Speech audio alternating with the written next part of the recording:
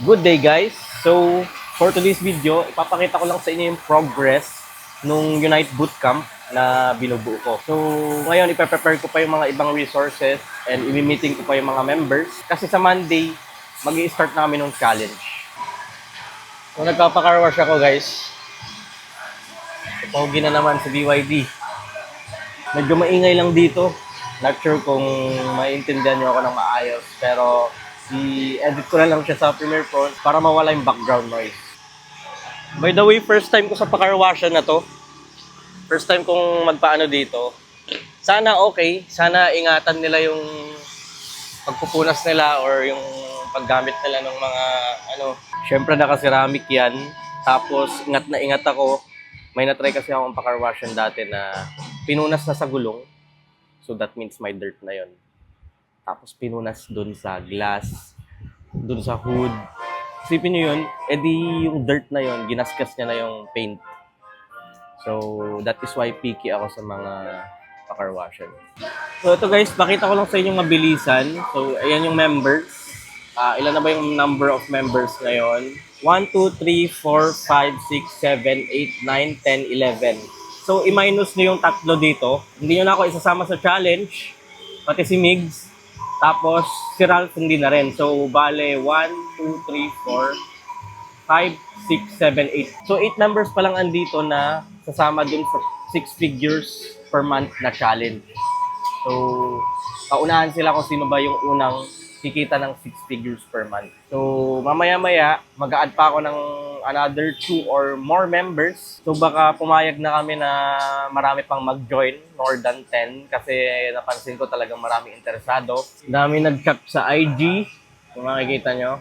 Tapos may mga nag-PM pa sa akin. Hindi ko sure kung na-hype lang tong mga to or interesado talaga sila or mag-grind talaga sila hanggang dulo. Hindi ko sure, pero we will try. And if may nakita kami na hindi active, hindi masyadong nag-chat or hindi sumusunod sa mga challenges, sa mga tasks, kikik na agad namin. Wala nang pasabi. Pakita ko lang sa inyo yung to-do list ko. So, ito na yung mga natapos ko ngayong araw. So, nakapag-reply na ako sa online job prospects. Nakapag-assign na ako ng task kay Nico. If you're wondering, nakiusap ako kay Nico if he can have a shift today. So, hindi naman sa pilitan. Kasi may new potential client kami. So, sabi naman niya, free siya. Okay, so, nag-assign ako. Unite engagement. Nakapag-engage na ako sa aking mga Unite members. So, yan. Very thankful ako na nagiging active na talaga tong community. As in, active na. Ito yung inner circle and ito yung bootcamp. So, yan. Ilang beses ko nang sinabi sa vlogs ko na napaka-importante na meron kang to-do list para natatrack mo yung productivity mo per day or per week. Next kong gagawin, film Shirel Amol Vlog. So, yung ginagawa ko ngayon. Tapos, imi-meeting ko yung Unite Bootcamp members para lang ma-finalize ko yung mga gagawin namin para klaro sa kanila ang goals ko. So, after nyon, edit ko tong Shirel Amol Vlog na pinifilm ko ngayon. Create ako ng thumbnail. I-schedule ko siya sa YouTube.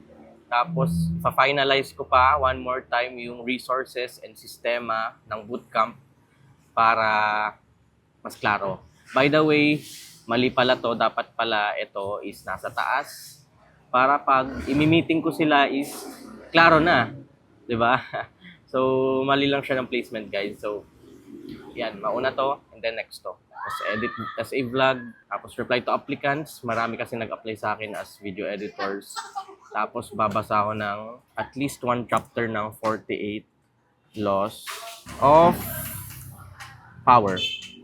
Yan guys, pupunasan na nila. So pakita ko sa inyo yung mga na-outreach ko sa Online Jobs PH. So far, may 3 nag-reply. Ito yung una. Kaso, sabi niya, kung free ba ako sa call. Tapos, sabi ko na, yes, available ako ng ganito. Kaso, ang problema, hindi na siya nag-reply. Next naman, eto. So, nag-send na siya ng test project. Tapos, eto. Wait. Yun. Tapos, inassign ko na siya kay editor. So, we will get this done today. And then, Ito naman is, sabi niya message ko siya sa WhatsApp.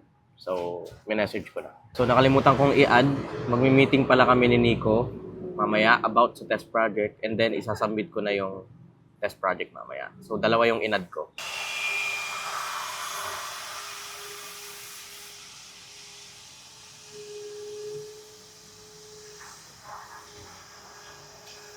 Bilis na guys.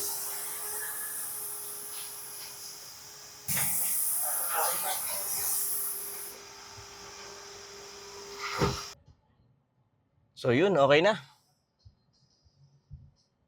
Okay naman. Okay naman guys. Tara, balik na tayo sa mall. Yun lang.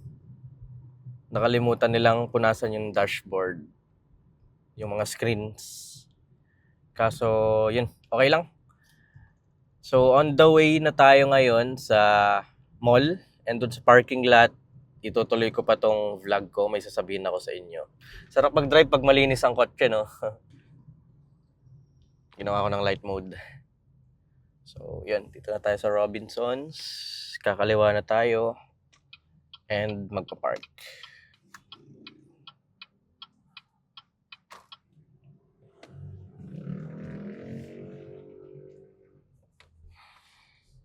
Sana may lilim yung pagpa-park ngayon ko.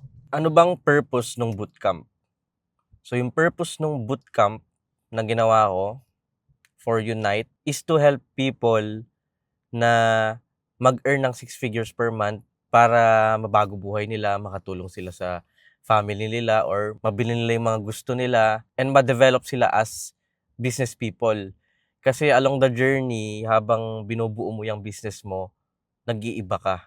Nag-iiba mindset mo, nag-iiba yung pananaw mo sa mundo, nag-iiba yung habits mo. Lalong-lalo na yung mga kabataan dyan na hindi alam gagawin, hindi alam yung daan na tatahakin, hindi nila alam kung anong kukunin sa college, hindi nila alam kung ano yung goal talaga nila sa buhay. Yung Unite Bootcamp is to help you align yourself with your vision. Hindi lang yung Unite Bootcamp, pati yung main community. So, yung main community pa lang, ang dami nyo ng value makukuha doon. Yung Unite Bootcamp, parang medyo maliit lang siya na group para lang matutukan namin kayo. So, marami kasing kabataan dyan, puro na lang ML, puro na lang laro sa labas, puro na lang gala, puro na lang barkada, hindi na nila iniisip. Yung time na yun is pwede nilang gamitin yun to make money. So, naalala ko, onting storytelling lang tayo. Nung nagsimula ako, around 2.5 years ago. November 14, 2023, that's the date I started to become a hustler. Before nun, completely different mindset ako. Wala akong alam sa online, wala akong alam sa business. Nung time na yon, pag may mga nag-uusap about making money online, it would seem impossible for me to earn online kasi nga, yung skills ko is wala talaga siya sa online. Ano kasi ako nun, medtech student. So, nasa ibang industry ako nun. Talagang naging obsessed lang ako na kumita talaga ng pera. As in yung malakihang pera, hindi yung minimum wage, hindi yung mid-earner. As in gusto kong kumita ng 6 figures a month. And I found this course from Franklin Miano. And disclaimer lang, si Franklin Miano, legit yung course niya. Legit siya. Ewan ko lang ba't umabot sa point na marami siyang bashers. Pero legit siya. So, because of his course, nalaman ko yung concept ng outsourcing business. So, yung mga ibang skills ko, pag-negotiate, sales, marketing, natutunan ko lang yan sa mga ibang sources like LinkedIn, X. Kasi may mga na-meet ako dun from other countries na hinown nila yung mindset ko and tinulungan nila ako, tinuruan nila ako para i-run ng maayos tong business ko. So, hindi lang doon sa course ni Franklin ako natuto. Sa napakadaming sources online. So, isipin nyo yung jump from someone na walang alam sa online and because lang sa obsession and fire sa aking sarili, ginawa ko yung best ko para magkaroon ako ng resulta. And that is why ngayon, I'm really thankful na hindi ako sumuko kahit nung una mahirap.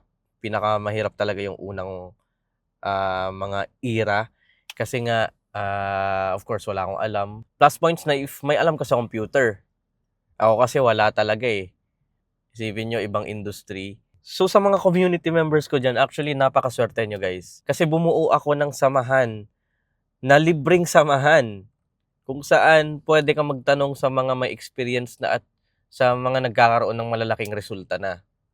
Madalang lang yung ganitong community guys. Punta kayo sa ibang communities, paid, may bayad, small or big, may bayad. Wala namang problema doon, lalo na kung successful na yung nagtuturo doon or talagang nagkakaresulta na siya, milyonaryo na, bilyonaryo na. It's fine na magbayad kayo sa mga ganong communities. Pero guys, ako may resulta na, marami nagsasabi sa akin, magpabayad ka. Pati yung client ko, alam niya na may community ako. Shy, you should make them pay you, sabi niya. Sabi ko, yeah, gaganon-ganon lang ako. Pero guys, hindi pa ako ready na magpabayad. Gusto ko lang tumulong for free and I really enjoy it. Ha? So, yun na lang, ang ibayad nyo na lang sa akin since, hindi pera. I-help namin kayo, ibayad nyo lang is yung grind nyo. Focus, grind, wag susuko. Gawin nyo yung best nyo. Ask a lot of questions. Be curious. Tapos be obsessed dun sa ginagawa nyo everyday. Hindi lang yung na-hype ka lang sa una and then in the end, pag nasa gitna ka na, nakita mo na yung buong process, dun ka magi-stop. Kung nasa gitna ka na, what if tomorrow or the next day, meron ka na resulta? 'Di ba? Sumuko ka kahapon pero ngayong araw talagang itinakda na magkakaroon ka ng resulta. So, sayang 'di ba? 'Yun na lang ibayad nyo guys. 'Yun na lang ibayad nyo sa amin. Sa pagtulong namin sa inyo, ang ibayad nyo lang yung kaseryosohan nyo dito sa gagawin nating challenge. So guys, may nag-email sa akin ngayon, potential client. So bye na, punta na ako sa mall and see you sa mga videos. See me sa mga videos pala. So ipapakita ko sa inyo yung progress nitong bootcamp. Kung sino na ba yung pumapaldo. So bye muna guys. Mamaya magbi-meeting kami ng community members. So abangan nyo sa video na to. Yan, thank you sa pag-join. Bale, ito isasama ko sa vlog. Ayun si Jay. Nagpalit lang ng ano. Ganda ng background Pa-off mic na lang muna. Ito, general. Pwede tayo mag-usap ng kahit ano dito. Anything, chit-chat. Tapos status naman, if may errands kayo, if may bibilin kayo, for example, grocery, or kung ano man yan, if grinding ka na, nag-grind ka na ba ngayon, dito nyo ilapag lahat ng ginagawa nyo. Pwede nyo ring ilagay kung ilang hours para lang alam natin, maging accountable tayo na uy, si nag-grind na pala. Para in case chat tayo ng chat sa isa't isa, yun pala may ginagawa pala, 'di ba? Tasks dito kami mag-a-assign ng task sa inyo para mas maging accountable tayo sa isa't isa. Pag kasi nagbigay lang kami ng random na task na gawin mo to without writing down kung ano man yung task na yon or assigning, hindi nyo lang din gagawin kasi yung procrastination nangunguna yan. Kaya kailangan ma-monitor namin yung gagawin nyo. Daily report, dito nyo ilalapak yung mga task na natapos nyo ngayong araw. For example, nag-grind ka sa editing or nag-grind ka sa nag-learn ka ng negotiation, something like that. Lapag nyo dito, finish learning ito yung mga nagawa ko, ililista nyo. Para makita namin, uy, talaga nag-grind to si nag-grind si So, if ever man na hindi kayo active sa chats, may rule tayo dito na kick agad. Pag may valid reason, okay lang. Emergency, ganun-ganun. Pero pag nasa-sense namin na ginagawa-gawa nyo lang yung rason nyo or hindi namin nakikita yung passion sa inyo, automatically, ibaban na namin kayo dito sa bootcamp. Kasi gusto namin yung mga andito yung hard workers, A players, high performers. So, yun yung kaya pinipili namin yung ilalagay namin dito. Struggles, dito ilalagay lahat ng struggles nyo sa mapa-personal, mapa-professional, kahit anong klaseng struggles, lapag nyo dito. Questions, any questions, technical, mapa-Adobe software, CapCut, AI, kung ano mang questions yan about itong ginagawa natin, dito nyo ilapag. General, pwede tayo mag-usap dito, parang yung ginawa natin kanina. Practice negotiation, like I said, ako, Migs, si Miles, and si Ralph, or kung sino man yung may mga experience na dyan sa pagkuha ng clients, sa pag-meetings with clients, yung nakatapak na sa ganong face, pwede tayo mag-practice dito. Mag-set up tayo guys dito ng Migs. Pwede bro. Dito sa practice negotiation. Q&A session, mag-host tayo every week. I suggest Sabado na lang. Sabado na lang para walang work yung iba and yun. Si PJ nagjo-join, hinahanap niya yung link. Sabihan nyo, hinahanap niya yung link. So, start here. Before anything else, panoorin nyo muna to. Napanood nyo man na or hindi pa, panoorin nyo ulit kasi dito ko in-explain yung concept ng outsourcing business. Ito, hindi to clickbait Legit yan. Per month na guys. Hindi sa pagmamayabang pero kailangan ko iparamdam sa inyo na totoo to kasi para mas ma-motivate kayo na possible talaga.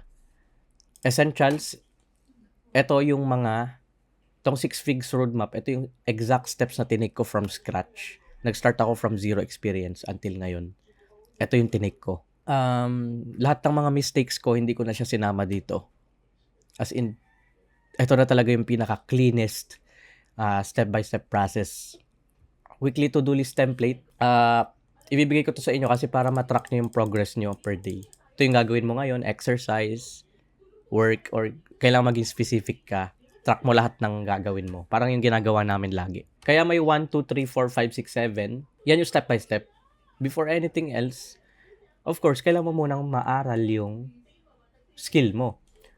Not necessarily mean na kailangan mo practicing mag-edit or maging magaling. Alamin mo lang yung basics.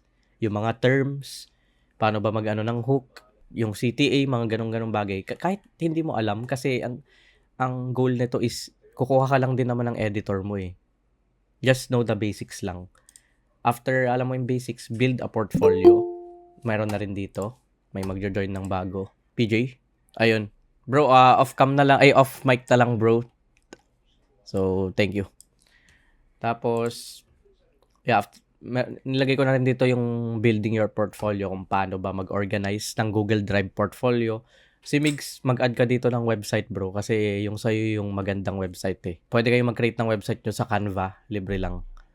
Gayahin nyo yung ni Migs, yung structure. Huwag nyo gagayahin yung exact Structure lang, bago-baguhin nyo yung kulay, yung font. Para lang, kasi yun yung proven. So, building a team, kung paano ba mag-hire ng tao para mag-join sa inyo. Paano ba mag-outreach, 1-hour session, ginawa ko dito. Tapos, kung kunyari, negotiation, kaya nilagay ko siya dito kasi interviews. Ano ba yung mga techniques ko, bakit hindi na ako kabado ngayon? So, in-explain ko siya dito. Sipin nyo guys, nagva-vlog ako, alam nyo may sakit ako niyan. May lagnat ako niyan. Nag-vlog pa rin ako. Management. So, next time na to, mag-content ako about dito and add ko na lang din dito. So, balik tayo dito sa tasks. Ito sa tasks. Meron akong ginawang project management tool dito na kung saan. So, dito kami mag-assign ng tasks. Same as usual. Doon sa Discord. Dito sa Discord. 1, 2, 3, 4, 5, 6, 7. Steps yan. Dito, same lang din. Level 1, 2, 3, 4, 5, 6, 7. So, depende sa areas ng expertise nyo na. For PJ, pwede ko siyang ilagay sa building a team. Since meron na siyang skills, meron na siyang portfolio, ang kulang na lang is mag-build siya ng team kasi gusto nga niya mag-outsourcing. Si JJ, dito siya sa pinaka-level 1. Ayan, gagawan ko siya dito ng mga tasks niya. Tapos, ayan, pwede kong i-ano yan kung high priority ba to. In progress ka na, ilagay mo in progress ka, deadline. Building a team, outreaching prospects, pwede ko ilagay dito si Humphrey. Hindi ko alam kung anong pangalan mo bro, Miles or Humphrey. So, dito kita ilalagay or dito. Miles na lang sir or Humphrey. Hoy, Humphrey na lang. Humphrey na lang, sige Humphrey na lang. So, yan, pwedeng dito, negotiate. Si Migs, pwede kong ilagay dito si Migs. Pwedeng dito tayong dalawa Migs. Kahit ako pwede kong ilagay yung sarili ko dito kasi si Migs, okay na siya sa skills. Hindi naman niya alam mag-edit, pero at least may Sir, team ako sa siya. editing sir. Ako mag-handle, turo sa edit every Sunday. G. Pwede. Nice. Okay yan bro. Ako na mag-handle sa nila. Placement nila sa kung UGC ba, organic content or something. Nice bro. Educate mo lang sa hooks, mga ganong bagay. Sige. Yeah. Si Migs, hindi niya alam mag-edit. pero meron siyang maayos na portfolio. Alam niya naman yung basics ng hooks kahit papano. Ay, hindi, alam niya talaga kasi ang nila, okay yung hooks. CTA alam niya, inaral niya yung mga basics kahit hindi mo alam yung technicalities ng editing. Portfolio, meron na siyang team, alam niya na magaling na siya mag-outreach, negotiate. Dito na lang sa part na to. Sa management, yung siguro sa tools, something na gano'n, ewan ko. Yun, tulungan tayo, depende sa level. So, pinakamaganda kay JJ, start siya dito, and gusto ko makita si JJ na mapunta dito sa finances na. Yung hindi niya na alam gagawin niya sa finances niya, hindi niya na alam i-manage. Kasi ang dami niya ng pera. Parang ganun. So, yung mga from scratch dyan, maganda from level 1 to level 7. Tapos, ito per person, iba-ibang person yan. Dito natin ilalagay. If may task ako, for example, copy ko yung link nito, copy item URL, tapos, pipaste ko siya dito sa kung anong area man yun. Hindi pala dito. Mali, sorry. Dito. Tas, hey, JJ, mention ko, bro, ito i-grind mo ngayong araw. Tapos, ipipaste ko yung link dito. Yan. Paste ko yung link niya dyan. Pagtapos niya na, sabihin niya dito, tapos na yung etong task na to. Para ma-monitor natin progress nyo at hindi lang kayo mag-procrastinate para makita natin na ang ginawa mo pala in 1 month. Grabe, sobrang dami mo palang ginawa ng 1 month. Kaya pala nagkaroon ka ng maraming resulta. So, yun lang guys. Napakagandang sistema. Help nyo ako dito in case na may gusto kayong improve. Or kasi naisip ko lang talaga to na mas magandang accountable tayo sa isa't isa. Kung may mai-improve man dito, kulang na channel, wag naman sobrang dami na, sabihan nyo lang ako. Or resources na kailangan nyo. Kunyari, kulang pa to. Pwede ko kayong hanapan sa YouTube. I-paste ko dito. Yeah, open mic na tayo. Kwentuhan na. Yun lang sa Yun, no? coach. Late ako nakapasok kasi pupunta pa ako ng SM. May question ka kayo? Salamat. Si Humphrey, kailangan ko yung tulong niya isa Okay lang.